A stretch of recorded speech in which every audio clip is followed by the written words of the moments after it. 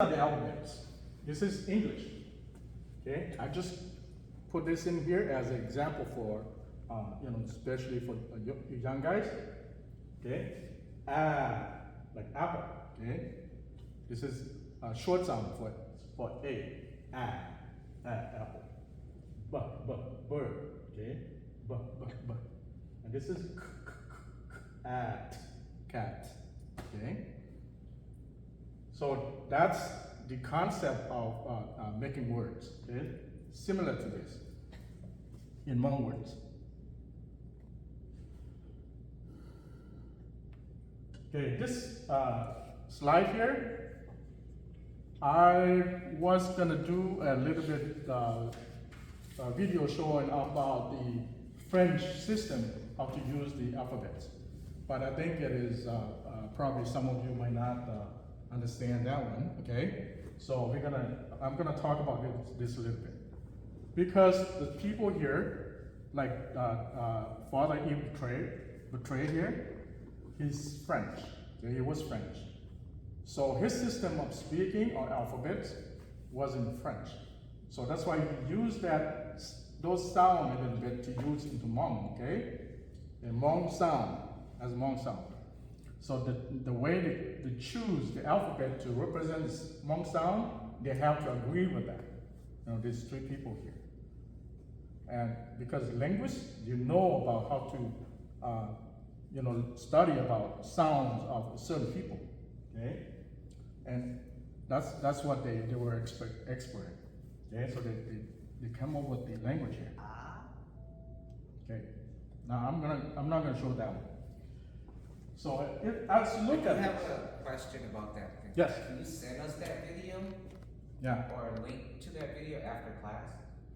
Well, we can show. Yeah, we can come back and look at this and see. Maybe it might make it clear why they choose some of these sounds here with this. They say it. Okay. For example, this one here, they only choose certain letter as the initial sound here. Okay. These are used for initial sound. There's a 1, 2, 3, 4, 5, 6, 7, 8, 9, 10, 11, 12, 13, 14, 15, 16, 17. 17 letters here. Only 17 letters here, but because these letters are not represent all the Hmong sound. So they're gonna try to combine this sound a bit later. Okay, we're gonna learn that. Okay? But the important thing is to know this sound. Okay, this sound here is, in English, would be k, or s in certain situation, right? Like cereals. When you have the E after this would be s sound. So that's English rules for writing. Okay, this in Hmong would be jaw. Okay, can you say jaw? Jaw. Okay, remember that. You got to remember these sounds here. Otherwise, it will be hard for you to learn the next part, which is to combine. It's not jaw, right? It's just the jaw. Right, jaw, like Right, not jaw, it's the jaw part. Yeah, Jaw is the example of the word. Example, yes. Right. That's, So, you just say the sound. sound. The C alone is jaw. That's correct. But the thing is, because back in Laos, we have to make it sound so people remember, because some people did not learn the alphabet yet. So we use that. We just say the sounds. It's jaw, okay? Jaw and jaw, like jaw, or something like that. Jaw, okay? I have a cheat sheet here.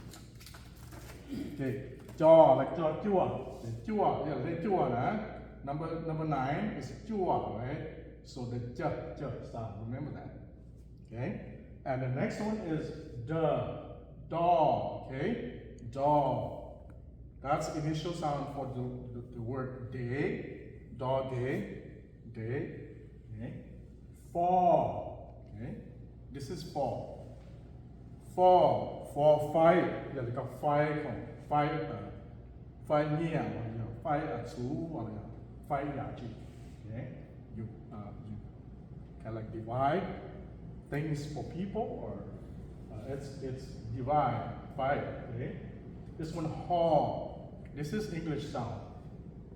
So this one here, these three here are English sound. D. And then, okay. But this one here is different. This is jaw. Okay, jaw for haw. Okay.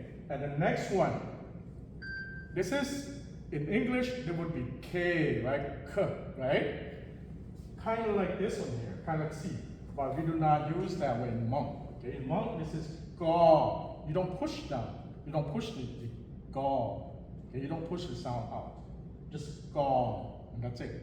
You say gaw and you don't stop it. You don't say gaw like that. Caw like that. No, just gaw. Okay. This one here, law. And this is maw. Okay, maw, no, no. Okay. And this one here is ball. See, in English, would we say p, p sound, right? Peter, Paul, like that. Or Papa. Okay? But in Hmong or French, the French, this one is Bay. The name of this one is Bay. It's not p. Okay? It's just ball. Wait, Bay. Okay? Ball. And this one here, the Q, it's gaw.